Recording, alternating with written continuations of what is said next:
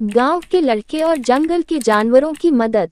गर्मी की छुट्टियां थीं। गांव के सभी बच्चे अपने अपने खेल में व्यस्त थे, मगर राहुल नाम का एक लड़का सबसे अलग था। उसे प्रकृति और जंगल से बहुत लगाव था।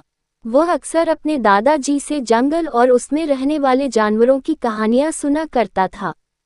दादाजी ने उसे बताया था कि पहले जंगल बहुत बड़े हुआ करते थे, लेकिन अब इंसानों की वजह से जंगल छोटे होते जा रहे हैं और जानवरों को रहने के लिए जगह नहीं मिल रही।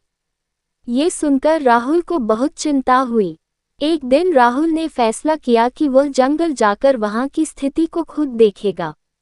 वह अपने दोस्त मोहन के साथ पास के जंगल की ओर निकल पड़ा। दोनों दोस्त रास्ते में पक्षियों की चहचहाहट और ठंडी हवा का आनंद लेते हुए जंगल में पहुंचे। लेकिन जैसे जैसे वे अंदर गए, उन्होंने देखा कि कई पेड़ कटे हुए थे और कुछ जगहों पर प्लास्टिक और कचरा बिखरा हुआ था। राहुल को ये देखकर बहुत दुख हुआ। तभी उसने एक घायल हिरण को देखा जो कराह रहा था।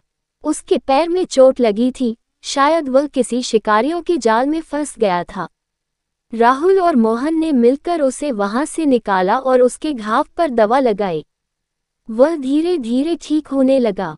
राहुल और मोहन ने जंगल में और भी जानवरों की हालत देखी। कहीं पानी की कमी थी, तो कहीं भोजन की। उन्होंने एक तालाब के पास जाकर देखा कि उसमें बहुत कचरा था, जिससे पानी पीने वाले जानवरों को परेशानी हो रही थी।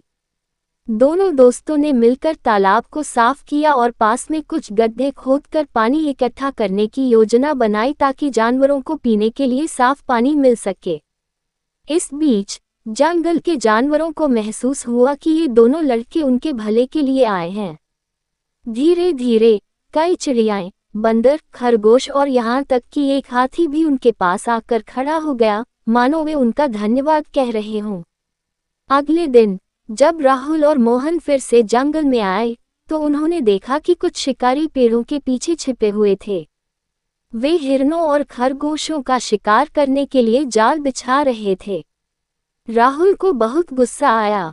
उसने सोचा कि अगर वह कुछ नहीं करेगा तो जंगल के मासूम जानवर मारे जाएंगे। राहुल ने तुरंत गांव के बुजुर्गों को बुलाने के लिए मोहन को भेजा। इस बीच उसने अपनी सूझबूझ से जंगल के जानवरों को शिकारियों के पास जाने से रोका। जब गांव के लोग और वन विभाग के अधिकारी वहां पहुंचे, तो उन्होंने शिकारियों को पकड़ लिया और उन्हें सजा दिलवाई। इस घटना के बाद राहुल ने गांव के लोगों को समझाया कि जंगल और जानवर हमारी प्रकृति के महत्वपूर्ण हिस्से हैं। अगर हम जंगल को नष्ट करेंगे तो हमारे जीवन पर भी असर पड़ेगा। गांव के सभी लोगों ने मिलकर यह संकल्प लिया कि वे जंगल को सुरक्षित रखेंगे, वहां पेड़ लगाएंगे और जानवरों की रक्षा करेंगे। धीरे धीरे जंगल फिर से हरा भरा होने लगा, तालाबों में साफ पानी भर गया और जानवर निडर होकर घूमने लगे। राहुल और मोहन की मेहनत रंग लाई। अब गांव के सभी बच्चे जंगल और जानवरों के प्रति जागरूक हो गए थे।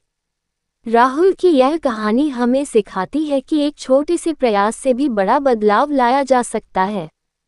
यदि हम सभी जंगलों और जानवरों की रक्षा के लिए आगे आएं, तो प्रकृति का संतुलन बना रहेगा और हमारा भविष्य सुरक्षित रहेगा।